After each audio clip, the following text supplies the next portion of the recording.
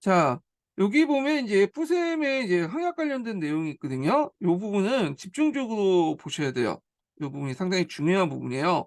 그래서 16세기 역사 관련된 나올 때 여기가 거의 50% 정도 두 문제 중에 한 문제 정도는 여기서 나오거든요. 그래서 내용을 보면 자, 항약이라는 말은 중국에서 시작됐죠. 그래서 보통 그 성리학을 확산시킬 때 서원하고 이 항약이 주 역할을 하는데 이건 중국에서도 그렇고 우리나라도 그래요. 예. 그래서 항약은 송나라에서 항촌 전체를 교화하고 선도할 목적으로 창안한 항촌 자치 규약이다. 11세기 후반 도학자였던 여대교의 형제들이 먼저 만들었고 이를 여시한약이라고 하고요. 이 100년 뒤에 이제 주자가 이 항촌 교화 목적으로 여시한약을 바탕해서 약간 수정해서 주자 증손 여시한약이라고 한다. 그래서 보통 우리나라에서 여시한약이라고 하면 원래 여시한약이 아니라 요 주자 증손 여시한약을 얘기한다. 이렇게 이제 보시면 될 것 같아요. 자, 그래서 이제 항약 관련된 내용에서 이제 기원을 이제 설명한 부분인데 한번 보겠습니다.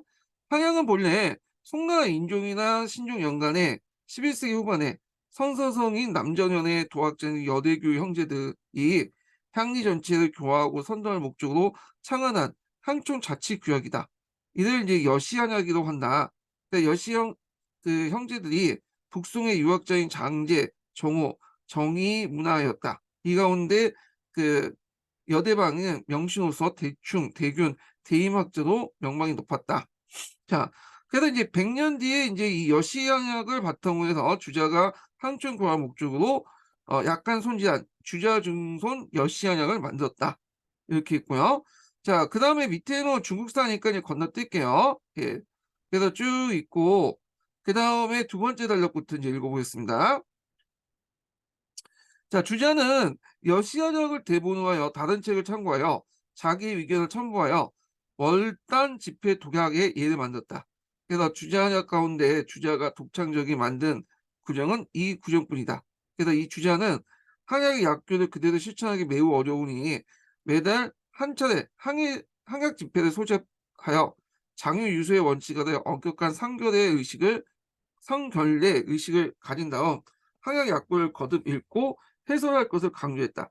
그 자리에서 이제서 선행을 칭송하고 앞행을 처벌하는 절차를 발동했고 항촌 교화를 강력히 실시하기 위해서 엄격한 의식이 필요하기 때문에 앞에서 얘기한 항음주례와 항사례에서도 술 마시기와 학쏘기 자체의 의미를 부여하기보다는 이를 향한 의식을 더 중요시한 건 그것 때문이다. 그래서 항음주례하고 이 항사라는 항약을 개최할 때 이제 일종의 교화의 수단으로서 개최했던 것이 이거고요. 서로 연결돼 있다. 술 마시는 과정에서 마음을 가다듬고 그 마음을 취한 상태에서 그 마음을 바로 잡아서 뭐냐면 한을 쏘는 그런 걸 통해서 교화를 이제 했다. 그래서 이런 내용들 좀 기억을 해주시고요. 그래서 주자 중시 영시한약이 여시한약보다 또 크게 달라진 부분이 예속상교 부분이다. 그래서 이 항목은 주자가 완전히 새로 넣은 것도 아니고 여시한을 지는 여대교의 항의의 내용을 갖춰서 재정리한 거다. 이렇게 있는데 뭐 여기 우리가 주의할 건 중요한 건 아닌 것 같아. 예. 그래서 이제 넘어가고요. 자, 그 다음에 이제 넘어가서 이제 뒤에 넘어서 항약의 사학강령을 볼게요. 그래서 이제 보통 교과서에 이 항약의 사각령이 나와 있거든요. 그래서 이제 어 덕업상견, 그다음 상규, 예속상교, 항량상유 이렇게 있죠. 일단 덕업상교는 것은 도덕에 가는 것이다. 덕업은 선을 하고 부용과 윗자리에 잘 섬기며 밖으로 나가서 벗들과 화목하며 법령을 준수하며 조세를 정성께 부담을 해야 한다는 것이다. 그래서 선을 행한 사람은 일주일에 추천한 기록이 남기고 그렇지 못한 사람은 경계가 되어야 된다. 예. 이게 덕업상규인데 요게 이제 말해서 덕업상은 덕을 서로 견장한다. 뭐 이런 뜻이죠. 예. 그래서 이제 앞에서 얘기한 건데 요거는 여기까지 정리를 좀 해볼게요. 그래서 덕업상교는 덕업을 서로 견장하고 가시상규는 가시를 서로 예, 규제하고요. 그 다음에 예속상규는 예와 풍습을 서로 교환한다. 그래서 윗사람과 아랫사람을 서로 지켜야 할 예의 범절을 지킨다 고요. 항단상규는 항단을 어려움이 있을 때 서로 도와준다는 거예요. 덕업상견, 항시, 가시상규, 예속상규 그다음에 항난사를 이게 4대 강령이다. 이렇게 보시면 될 것 같아요. 다시 읽어보겠습니다. 자, 가시 그 상규는 가시를 서로 규제한다는 뜻이죠. 술 주정, 도박, 싸움, 언행불순 등의 제재 및 한난을 당한 사람들 도와줘야 한다는 것이다. 자, 이를 실천하지 않는 사람도 가시로 취급되어 곤욕을 당했다. 자, 예속 상규는 예의와 풍속을 서로 교환한다는 규정 내용이다. 자, 이것은 주장하기가 가장 중요시한 것으로 윗사람과 아랫사람이 지켜야 할 예의 범절이다. 즉, 일상생활에 서로의 만남, 방문, 초대, 마중가, 배우 및 기능사를 취할 때 범절 등에 대한 예절에 가는 것이다. 자, 그거예요. 그다음 마지막에 나온 게 항난사용이거든요. 예, 그래서 이제 어려움을 당한 사람들을 즉시 협조하여 도와주도록 한 내용이다.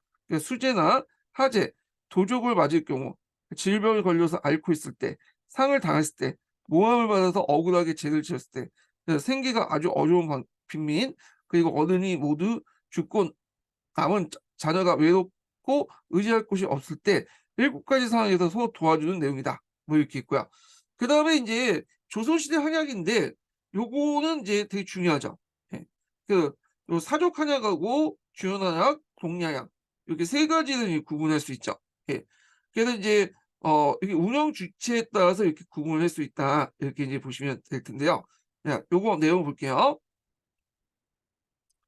자, 중국과 역사와 문화, 풍토가 다른 조선에서는 중국의 항약을 그대로 실시하지 않았다.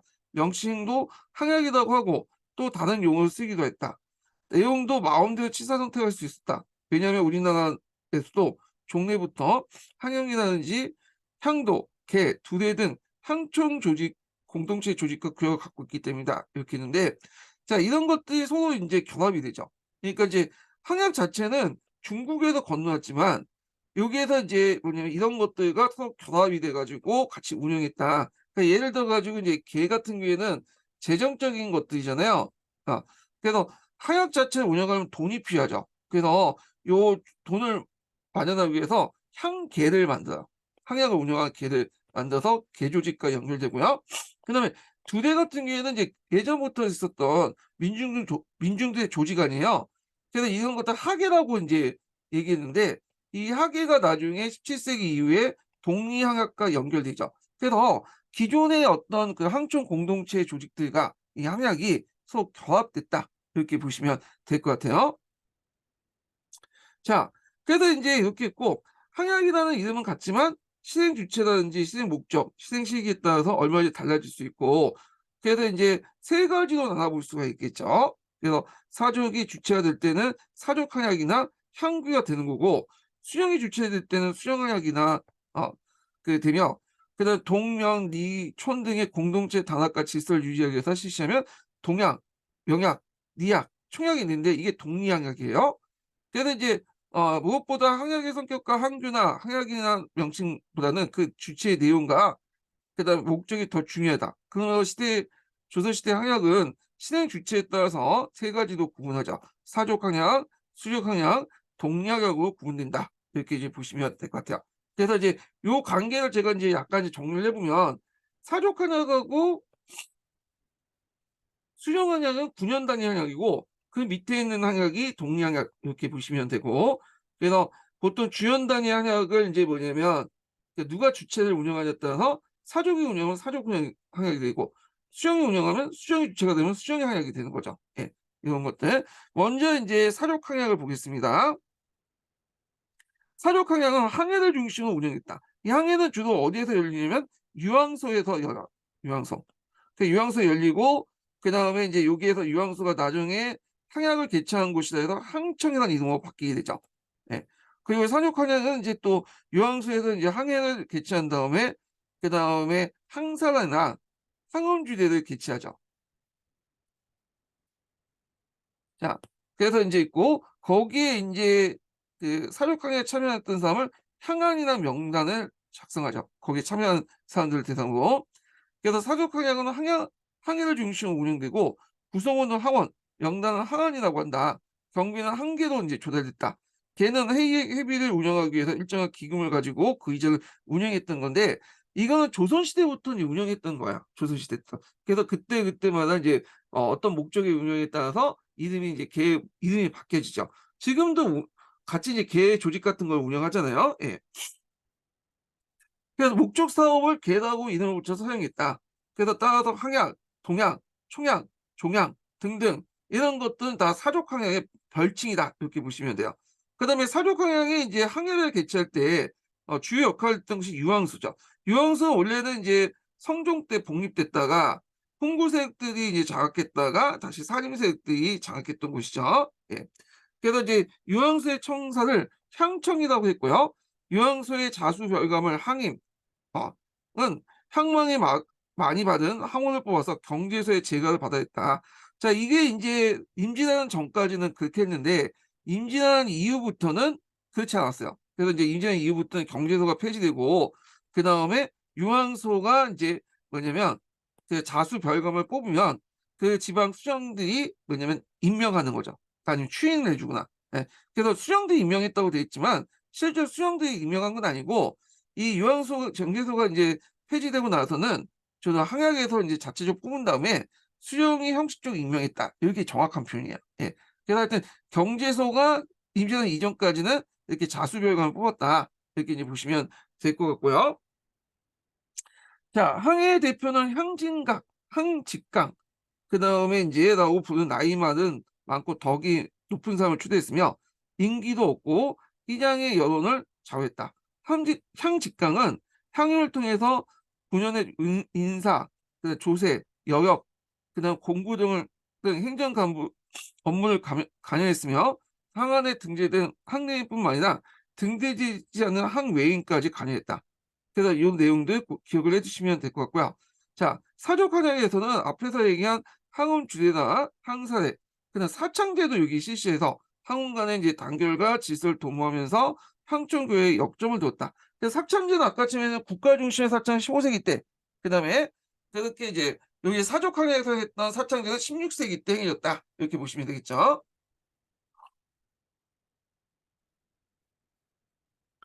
태계 율곡의 한약은 사족 한약의 모범이 되었다. 모본이 되었고 그냥 임진왜란 이후에 지방사회에서 교황과 신앙의 구분이 생기고 향전이 일어나죠. 이 부분은 나중에 이제 좀 얘기할 텐데 예전에 한번 기출문제에 향전에 대해서 물어본 적이 있어요.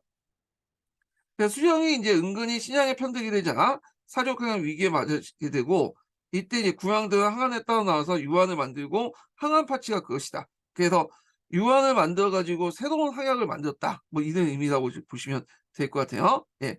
그래서 인제 이렇게 있고 그 뒤에 넘어가 주연 항약이에요. 또는 수령 항약이라고 하는데 이거 예전에 한번 시험 문제 나왔어요. 조광조 개혁 문제 나올 때. 그 조광조가 인제 중심으로 한 이제 항약 상인들이 항약 복원 운동을 이제 펼쳤는데 이게 원래는 이제 항약 자체가 향촌의 어떤 지방 사정들을 고려해 가지고 이제 자체적으로 각 지방이 만들어야 되잖아요. 근데 처음 보급하다 보니까 어떤 문제점이냐면 중앙에서 이제 일종의 매뉴얼을 만들어 놓고 그걸 보급시킨 거야. 그래서 수정이 그걸 강제로 실시하도록 하게 한 거죠. 그래서 이게 이제 수정 항약이라고요. 그래서 이게 이제 항약 보급 운동 초창기 때 보였던 거고요. 그다음에 18세기 넘어가면서 이제 중앙 권력이 강해지면서 이 항약을 중요 단위의 항약을 사족이 아니라 인제 수정이 운영하게 돼요. 그리고 이 수정이 이제 운영되면서 그 밑에 있는 예전에 사족 항약이 여기에 들어가면서 어용화되죠. 예. 요 내용들 좀 기억을 해 두시면 되고요. 그래서 주요 한약 또는 수령 한약은 수령이 중심이 되어 군현이나 면리동 단위로 실시한 한약이었다. 자, 이는 중앙 정부의 군현과 면리제 강화와 항촌 고화 정책의 일환이기도 했다. 그러나 이 주요 한약은 사족 한약이 우세했던 조선 중기에는 사족 대 비협조도 크게 실현되지 못했고 수용권이 강화된 17, 18세기 이후에 널리 유행되었다. 그래서 수용권이 강하게 하기 위해서 수령에게 협조적인 시장이 의 항천과 항리의 작정을 지원하여 국왕을 견제했다. 그래야 유황수의 항청은 신양이 차지한 비율이 높아지면서 항천의 항임은 완전히 수령에 가난하게 편입되었고 이때부터 이제 앞에서 얘기한 것처럼 이제 9년 단위의 한약 자체가 어용화되기 시작해요. 그리고 19세기 때 이 어용화된 한약을 대응해서 도엔이, 이엔이 이런 새로운 한약들이 또 만들어지기 시작하죠. 그다음에 그 동리한약을 볼게요. 동리한약은 중요한 한약의 하부 단위로서 이제 실시된 거야. 그래서 인제 이게 마을 단위로 인제 실시했던 한약이 동리한약이라고 하는데 이 동양학은 특징이 가미된 것이 하나의 공동학 문제고, 그다음에 이제 또 자생적으로 들어온 이제 항도, 계, 두대, 동제 등 공동체 조직과 결합 문제인데, 자, 17세기 들어오면서 그 원래 이 동양학은 상계들만 조직했어요. 쉽게 말해서 양반 유림들만 그 와가지고 이제 운영했던 것인데, 나중에 17세기 때 앞에서 얘기한 이런 이제 예전에 있었던 공동체 조직들 학예들을 이제 편입을 시키죠. 그래서 동양학의 상계뿐만 아니라 학예도 있어. 왜 이렇게 편입을 시켰냐면 교화를 강조하게 한 거죠. 근데 이게 분리되는 계기가 됐던 게 뭐냐면 이 공동납제 실시야.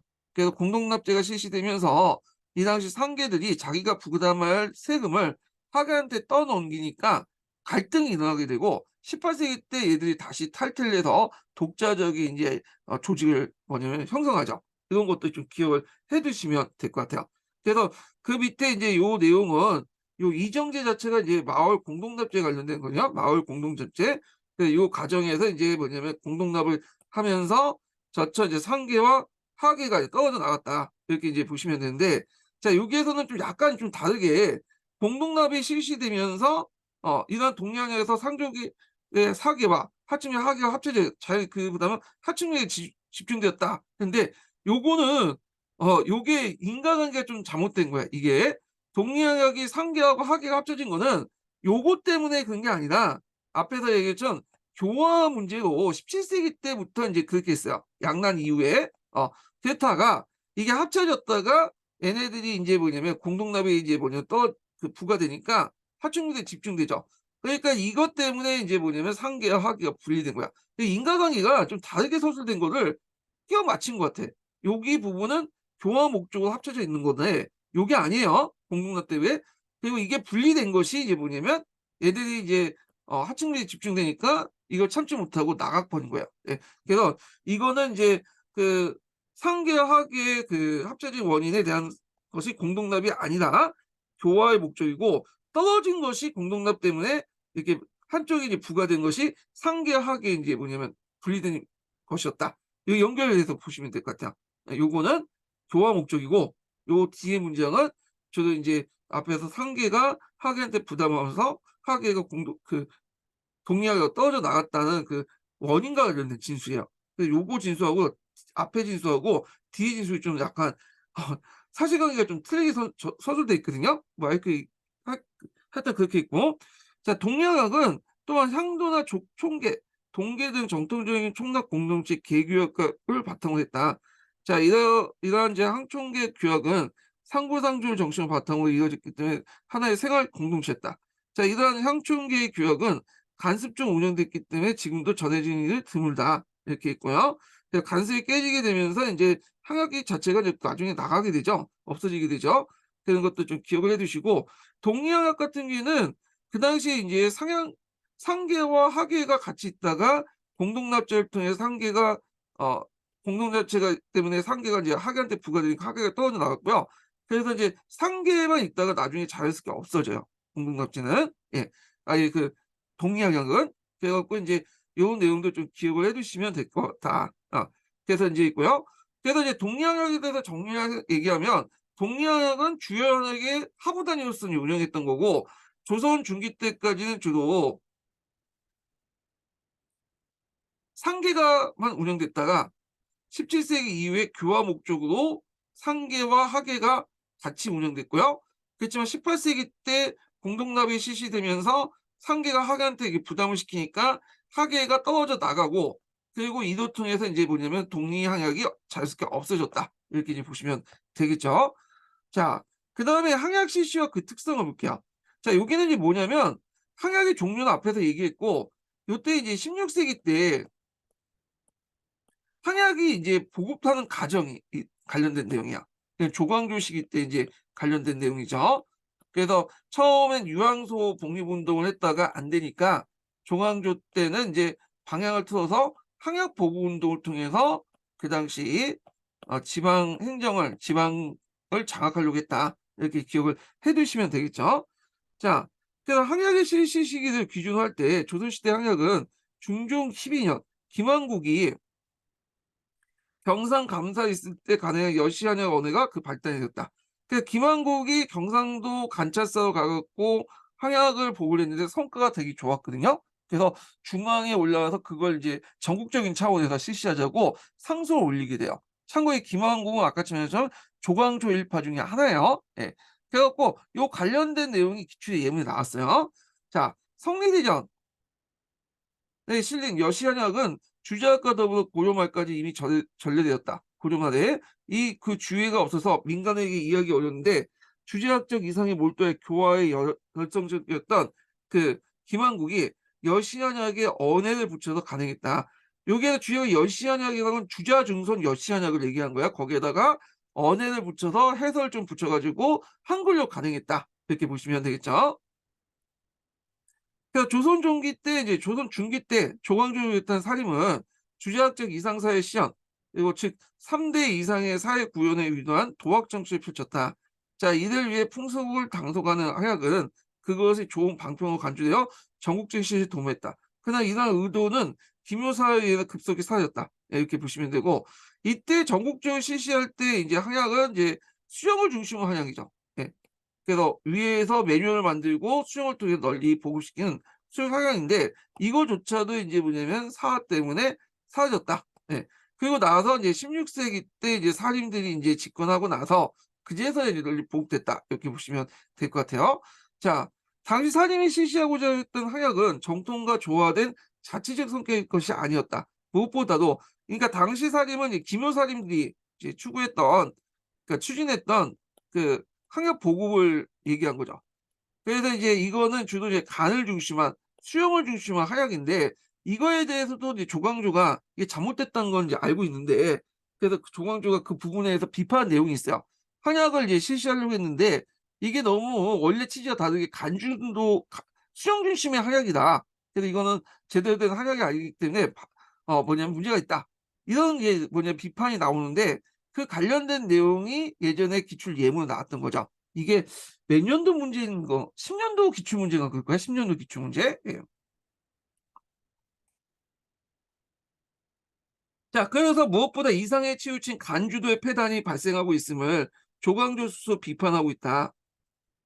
그래서 또한 한약은 약정의 적임을 얻어야 해결할 수 있는데 지방의 고을마다 인재를 얻을 수 없는 문제점도 있었다. 그래서 초창기 때 항약 문제, 그 김여사님들이 추진했던 항약이 첫 번째가 간주도의 폐단, 수용 항약을 중심으로 했던 거고, 그 다음에 두 번째가 고을마다 인재가 없기 때문에 제대로 항약을 실시할 수 없었다. 이렇게 이제 보시면 되겠죠. 자, 명종 때 조광조의 신설, 그러니까 조광조의 신원을 다시 복귀하자는 문제도 논의되면서 항약의 시행 문제도 같이 논의됐는데 선조초의 한양의 시시 문제 다시 이제 문제가 등장했다. 자, 요것도 이제 시험 문제 나왔죠. 예. 그때 이제 논의됐던 게 두 가지 흐름이 등장했어요. 하나가 전국 항약용. 그러니까 조광조 때 이제 실시했던 것처럼 정부가 일괄적으로 매뉴얼 만든 다음에 그게 실시하자. 이게 전국 항약론이거든요. 예. 그래서 전국 항약을 이제 만들어서 이제 매뉴얼 만들어서 하는 전국적으로 항약을 보급하자라는 논이고 두 번째로는 이제 각 지방의 실정에 맞춰서 보급하자는 항약이 있어. 지방 실정에 맞춰 가지고 그래서 이제 이걸 이제 주장했던 사람이 이이죠. 이. 이이는 항약 자체에 대해서는 별로 관심 없었어요. 이 입장일 때는 이통기국론에 입각해서 당장 지금 민생 문제가 중요하지 항약이 중요한 게 아니다. 민생이 어느 정도 민생 문제를 해결해야지 먹고 살 만한 문제가 해결해야지 얘도 발전될 수 있고 항약도 실시할 수 있다. 이렇게 주장했던 인물이고 그렇지만 이 사람도 이제 나중에 해주 감사 갔때 그 당시 해주 지역에 있었던 이제 지방사육도 사정을 고려해서 해주 한약을 만들어요. 해주 한약. 그래서 전국 단위 항약하고 다른 게 뭐냐면 이거는 그 지방 사정에 고려 없이 매뉴얼을 만들어 놓고 지방에 보급시키는 그런 형태인데 이 해주 한약 같은 경우에는 그 해주 지역의 지방 사정들 고려해서 만든 항약이다. 그래서 각 개별 고을마다 지방마다 맞춤형 항약을 시작했다. 이렇게 보시면 되겠죠. 예. 자, 그래서 이제 또다시 이제 주자중선 여시한약을 간주도 실시하겠다. 자, 여기에서 이제 앞에서 전국 항약론 관련된 내용이죠. 근데 이는 지금 양민을 먼저 고민은 그 다음이다. 항약을 실시한 게 아니라 뭐냐면 그 백성들 잘 먹고 잘 살게 해야 된다. 교화는 나중에 먹는. 항약을 통해서 그 시 교화는 나중에 얘기고 먼저 잘 먹고 잘 써야 된다. 이게 이통기국론이죠. 그래서 이제 이통기국론은 보라는 것은 보편적인 이라는 것은 다 내재되어 있지만 기의 차별성 때문에 이제 뭐냐면 차이가 생긴다는 거잖아요. 어 그래서 이 보편적인 이를 잘 발현시키려면 이런 뭐냐면 담고 있는 이 그릇을 제대로 만들어야 된다. 그래서 백성들이 먼저 밥 먹고 잘 써야지 그다음에 교화시켜도 먹고 들어가는 거지 백성들이 지금 못 먹고 못 사는데 교화를 시켜 봐라. 그게 예의 범절을 찾을 수 있냐. 어 그래서 인제 이렇게 했고 그래서 이제 이에 반대로 중시시켰다. 전국적으로 실시한 한약을 실시하자는 그 허엽 같은 사람의 주장을 뭐냐면 거부 이게 뭐냐 차단하고 그리고 인제 앞에서 말한 먼저 양면을 시킨 다음에 그다음에 교화시키자 해 가지고 차단시켰죠.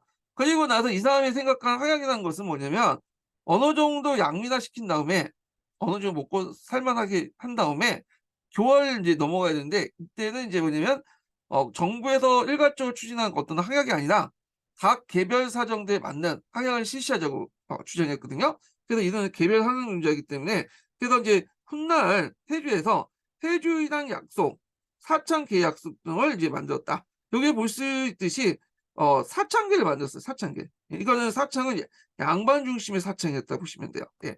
그래서 인제 있고요. 자, 임난 후에 서민들 막판 피하고 거우 장면만 유지한 경향이 있으므로 인륜이나 명분의 돌볼 겨를이 없었다. 따라서 상하 모두 무너진 질서와 생활 윤리 등 재건의 필요가 시급했다. 요게 상하를 막론한 새로운 항약, 그 항교와 항도의 약속을 종합한 지연적인 자치 조직인으로서 동계와 동약이 출현된 사회적 여건이 여기에서 마련됐다. 앞에서 말한 동의항약에서 교화를 목적으로 상계와 하계가 결합됐다고 했죠. 17세기 때. 그렇지만 18세기 때는 떨어져 나가죠. 예. 자, 그래서 인제 이렇게 해서 항약 관련된 내용을 인제 봤는데 항약 관련된 문제 나올 때 항약의 종류 그러니까 인제 수정항약 그다음에 사족항약 그리고 또 동리항약 요거 관련된 문제 나왔고 그다음에 그 밑에 인제 사족항약 안에서도 뭐 하계는 아니고 저기 향정 관련된 내용이 예전에 시험문제 나왔죠.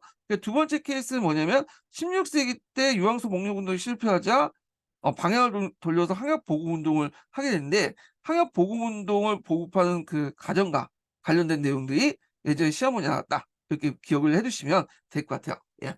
자, 그래서 인제 이렇게 해서 항약 관련된 내용을 한번 읽어 봤고요. 자세한 내용은 그 뒷부분에 한문 사료 관련된 내용이 있으니까 그걸 파악을 해 두시면 될 것 같아요. 자, 그러면 다시 인제 한통 관련된 내용을 이제 보겠습니다. 예. 자, 사림들이 이제 중앙정계에 본격적으로 진출한 것은 앞에서는 성종 때죠. 성종 때. 그래서 사림들이 중앙정계에 본격적으로 진출하기 시작한 것은 성종 때 이르러서였다. 성종 자신이 호문의 군주였을 뿐이나 각 시기에 오면 국왕과 홍보세력 사이에 갈등이 나타나기 시작했으므로 성종은 이들 견제하기 위해서 새로운 관료층을 육성하려고 했다. 따라서 그동안 자지적 기반을 바탕으로 꾸준히 성장해온 지방의 사림들이 중앙정계에 진출하게 되었고 성종 때 진출한 사림의 대부분은 길제학풍에 이은 영남 출신의 사림들이었다. 그래서 성종 때 들어오는 사림들은 영남 출신 사림이고요.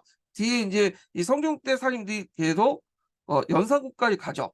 그래서 우리가 이제 갑자사나 무오사 다 이제 뭐냐면 특히 무오사 같은 경우에 영남 출신의 사림들로 이제 관련된 거고요.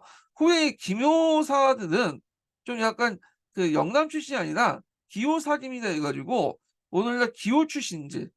그러니까 이제 충청도하고 경기도 출신의 이제 사림들이 이제 중심을 됐던 거거든요. 예. 뭐 하여튼 있고 자, 이들 인제 영남 사회들은 길제 손제자인 손제자는 건 제자의 제자의 제자들이에요. 자, 그래서 김종직이 출세한 걸 계기로 다시 김종직의 제자였던 김갱필 그다음에 전여찬, 김일손 등이 그 뒤를 이음으로써 중앙정계의 하나의 정치세력이 형성되었다. 자, 이때 이들이 가장 중요한 정치적 쟁점은 훈축 계열의 비리행위에 대한 비판이었다. 자, 이러한 이제 비판 의식은 사상적인 면에서 성리학의 도리론, 명분론에 대한 확신. 앞에서 얘기했죠. 이들은 이제 정통 성리학자이기 때문에 머리 뇌구조가 100% 그냥 성리학만 가득 찼던 사람들이야. 그러다 보니까 성리학 지상주의, 성리학의 어떤 근본주의 이런 것들을 내세웠던 사람이기 때문에 되게 종교보다 대의와 명분이 상당히 중요하죠. 성리학이 제일 중요한 게 대의와 명분 아니에요? 예. 자, 그래서 이제 이들은 주로 이제 언간직을 차지하고 홍구 대신들을 이제 공격했는데, 이에 이제 수세에 처했던 훈척 계열의 이제 세서 사람들에서 훈척 계열 측에서 살인에 대한 정치적 보복을 일으킨 것이 이른바 사였다, 이렇게 이제 보시면 돼요. 그래서 그 밑에 이제 사대사와 관련된 내용이 나오거든요. 사대사는 한의중이나 수능에서는 많이 나오는데 의외로 임고에서는 거의 안 나오더라고요. 좀 약간 이상하게. 한번 나올 만도 한데 인구에서 4대4가 나온 게 아니라 분당 정치 관련된 내용이 많이 나와요. 정치사 관련된 내용 볼 때. 자, 그러면 이제 4대4는 이제 본격적으로 들어가기 전에 제가 오늘 약속이 좀 있다 있어 갖고 요거 한 번만 설명하고 이제 전반적으로 설명하고 나서 그 다음 시간에 이제 4대4와 관련된 내용을 강독을 해 볼게요. 그럼 먼저 이제 전반적으로 한번 설명을 해 보겠습니다. 야, 보통 이제 사는 4개가 있죠. 4개가. 그래서 무사가 있고, 그다음에 갑자사가 있고, 그다음에 이제 중종 때 일어난 이제 뭐냐면 기묘사가 있잖아요. 예. 그래서 이제 예전에 이제 이 기묘사 직전에 조광조의 개혁 정치 관련된 내용이 시험문에 나왔던 거고요. 그다음에 이제 이 기묘사 끝으로 한 게 아니라 나머지 또 하나가 있었죠. 명종 때 을사사가 있어. 을사사. 예. 그다음에 좀 알려져 있지 않지만 양지역 벽제 사건과 관련된 정리사 뭐 이런 사화들이 있죠.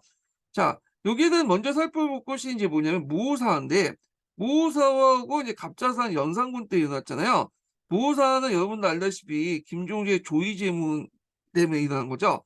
그래서 조의제문 자체가 천하나 의제를 추모한 글이지만 실제로 이제 뭐냐면 그 조의 의제를 죽인 유방을 황을 비판하면서 예전에 당종을 죽인 세조를 비판하기 위해서 한 거죠. 일종의 우회적으로 썼던 그 글이 나오는데, 이 글을 이제 뭐냐면 그의 제자였던 김일손이 사초에 씌워놓고, 그래서 이것 때문에 나중에 이제 유자각이 알려지면서 벌어진 것이 무오사였다. 그래서 이 무오사 결과 그 당시 이제 사임들을 정치권에 다 숙청을 시켜버렸죠. 그래서 사임들이 이제 선정 때 들어올 때 상당히 성정이 좀 너그럽기 때문에 사임대 비판을 좀 받아들이고 그랬거든요. 그러다 보니까 유교에서 강조하는 언론 정치, 공론 정치가 어느 정도 행해졌어요. 근데 이런 분위기가 연산군 때까지 간 거야. 그러니까 연산군의 초창기 때는 이 당시 이제 살인 세력들부터 언간적으로 많은 비판을 받았어요. 근데 그때는 충분히 대응을 못 하다가 어느 정도 자신이 자신감을 붙자 곧바로 이제 뭐냐 조이제문이 그래서 세조를 비판했던 이유로 그와 관련된 영랑 상인들을 대거 잡아들여서 숙청을 시켜버린 거야. 예. 그래서 이제 이런 내용들 좀 기억을 해두시고요.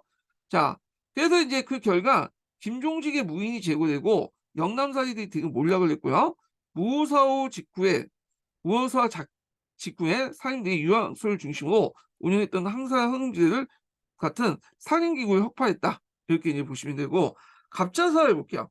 갑자사는 패비사사 문제 때문에 있죠. 그 윤씨라고 해서 이제 성종 때 왕비가 있었는데, 윤씨라는 왕비가 이 왕후가 여러 가지 문제점을 위해 갖고 패비가 당했어. 그래서 이제 그때 이제 이 패비 윤씨의 아들이 연산군이었죠. 그 연산군이 그걸 사실 모르고 있다가 나중에 알게 되면서 분노에 차서 킹을 받아서 원래 속된 말로 킹 받아가지고 일으킨 사건이 갑자사인데, 그때 이제 내가 어떤 논리가 뭐냐 능상을 했다. 저놈들의 무리가 망을 없이 여겼다는 거야. 예, 이 능상. 그래서 이제 이들 계기 위해서 그 당시 이제 그 세조 때부터 키워진 홍보 대신들이 사라지고 남아있는 사림도 축출했는데, 이 갑자사는 직접적인 타격이 됐던 것은 한명회나 신숙주 같은 예전에 이제 그 세조 시기 때, 그러니까 성종이 있을 때 성종 집권기 때 있었던 뭐 홍보 대신들이에요. 이들이 이제 뭐냐면 그 당시 자기 어머니들 모함을 해갖고 그 사살당했다고 이제 의심을 품게 되면서 이들이 나중에 이제 죽게 되죠. 죽은 게 아니라 이제 부관 참신되죠.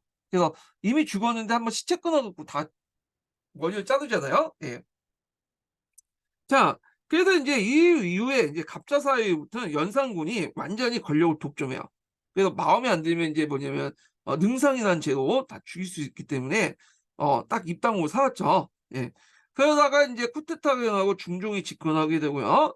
중종은 인제 뭐냐면 자기가 집권할 때 가정에서 그 당시 이제 친위세력들이 없었잖아요. 자기도 떠밀려서 왕이 됐던 사람이기 때문에 자신의 친위세력들을 이제 키우기 위해서 그 당시 누구를 이제 등용하냐면 조광조를 등용해.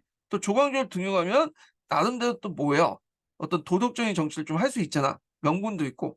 그래서 인제 했는데 그래서 인제 그 살인들이 이제 다시 등용하는데 이때 집권했던 살인들은 앞에 있었던 영남살인 계통이 아니라 기호살인 계통이에요. 그래서 이제 기묘살인이라고 하죠. 그래서 여러 가지 개혁 정치를 했다. 그래서 이제 경영을 강화하고 현력간을 실시하고 무무종사 운동하고 상강식도를 편찬하고 등등등을 여러 가지 업무를 했다. 자, 그리고 이제 이 과정에서 인제 뭐냐면 다시 김여 사님들이 아까쯤 말했처럼 유황수 복립운동이 안 되니까 하역 보호운동을 펼쳤던 거고 그래서 인제 했지만 곧바로 이들이 실각하자 이제 실패를 했죠. 그러다가 이제 16 세기 때 선조 때 들어와서 사님들이 정권을 장악하면서 다시 인제 뭐냐 이어간 거죠. 예. 요런 거 연결시켜서 보시면 되고요. 예전에 이제 나왔던 게 조광조의 개혁 정치 관련된 내용이 시험 문제 나왔어요. 근데 조광조의 개혁 정치는 그 조광조 부분에서 읽는 게 맞는 것 같아서 그냥 넘어갔고요. 이거 나중에 조광조 관련된 내용 할 때 좀 더 살펴보기로 하죠. 예. 그다음에 이제 마지막으로 살펴본 게 기묘사인데 기묘사는 이제 아니 기묘사가 아니라 인제 그 뒤에 을사사화죠. 자 을사사화인데 을사는 중종만 이제 후사 문제 그러니까 명종하고 인종 간에 다퉜잖아요. 인종이 첫 번째 아들이고 명종이 두 번째 아들인데 인종은 처음에 왕이 됐다가 이 사람이 6 개월 만에 사망하거든요. 그래서 명종 때 와서 정치를 하게 돼요. 근데 이 명종 같은 경우에는 정치를 잘 못했어요. 예. 그래서 이제 주로 요때 인제 자기 어머니에서 시들렸죠. 예. 그래 갖고 인제 있는데 자 그래서 자기 어머니 문종왕후가 좀 약간 정치에 간섭하고 그랬어. 예. 자 그래서 을사사화는 그 당시 인종의 외척이었던 이제 대운과 명종의 외척이었던 소영 간 싸움이죠. 같은 인제 뭐냐면 윤씨 집안인데 싸웠던 거야. 근데 배경을 보면 중종말 후사 문제로 척신 간의 갈등이 일어났고 인종의 외척인 대운과 명종의 외척인 소윤이 같이 싸웠다. 그래서 결국에는 인제 인종의 외척이 떨어져 나가고 명종의 인제 외척이 인제 권력을 장악하면서 명종의 그 당시 문종왕후를 중심으로 어머니 문종왕후를 중심으로 해서 그 뭐냐면 인종을 인제 그 외척이었던 소형 세력들 대형 세력들이 격파하죠. 자 그 과정에서 일어난 게 을사사화인데 을사사화는 엄밀히 말하면 외척 간의 싸움이에요, 외척 간의. 근데 살인들이 양쪽에 다 가담돼 있었어요, 대운이나 소yon. 그래서 엮어 가지고 인제 처형당하는 경우가 많았거든요. 예. 요건과 연결돼서 보시면 되고요. 자 그래서 인제 이 을사사와 관련된 내용도 그 뒷부분에 있으니까 자세한 내용은 그때 인제 얘기를 하기로 하겠습니다. 자 그래서 인제 이렇게 해서 한번 그 내용을 이제 살펴봤고요. 그래서 좀 다음 시간에는 그다음 그 을 사대사와 관련된 구체적인 내용을 이제 강독을 해 보겠습니다. 자 오늘 강의 듣느라 수고하셨고요. 다음 시간에 뵙겠습니다.